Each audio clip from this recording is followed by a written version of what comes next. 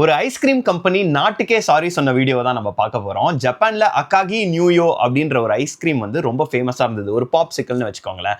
அவங்க என்ன பண்ணாங்கன்னா, 25 வருஷமா மக்கள் வந்து இந்த ஐஸ்கிரீம சாப்பிடணும் அப்படின்னு சொல்லிட்டு ஒரே பிரைஸ் தான் மெயின்டெயின் பண்ணிட்டு இருந்தாங்க. பட் ஆப்வியஸ்லி காஸ்ட், விலைவாசிலாம் ஏறி போனனால அவங்களால வேற வழி இல்லாம ஒரு 10 எண் அதிகமாக்க வேண்டிய ஒரு சிச்சுவேஷன் வருது. அதாவது 60 எண்லேருந்து 70 எண் ஆக்குறாங்க. பட் அதுக்காக இந்த கம்பெனில இருக்கிற எல்லா எம்ப்ளாயீஸும் சேர்ந்து ஒரு அட்வர்டைஸ்மென்ட் மாரி மொத்தமா எல்லாரும் சேர்ந்து மக்கள் கிட்ட வந்து அப்பாலஜைஸ் பண்றாங்க. சாரி, நாங்க எவ்வளவோ ட்ரை பண்ணோம் விலை ஏத்தாம இருக்க. பட் எங்களால முடியல அப்படின்னு சொல்லிட்டு. இத நெறைய பேர் வந்து ஒரு பப்ளிசிட்டி ஸ்டண்ட், மார்க்கெட்டிங் ஸ்ட்ராட்டஜி அப்படின்னு சொல்றாங்க. அப்படி கூட இருக்கலாங்க.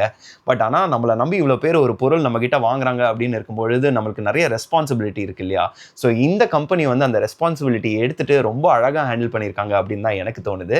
நீங்க இத பத்தி என்ன நெனைக்கிறீங்க? இது ஒரு மார்க்கெட்டிங் டாக்டிக்கா? இல்ல உண்மையிலேயே ஒரு நல்ல விஷயம் இவங்க பண்ணியிருக்காங்கன்னு நெனைக்கிறீங்களாங்கிறத கமெண்ட்ஸ்ல சொல்லுங்க. இந்த வீடியோ உங்களுக்கு பிடிச்சிருந்ததுன்னா சேனல ஃபாலோ பண்ணுங்க.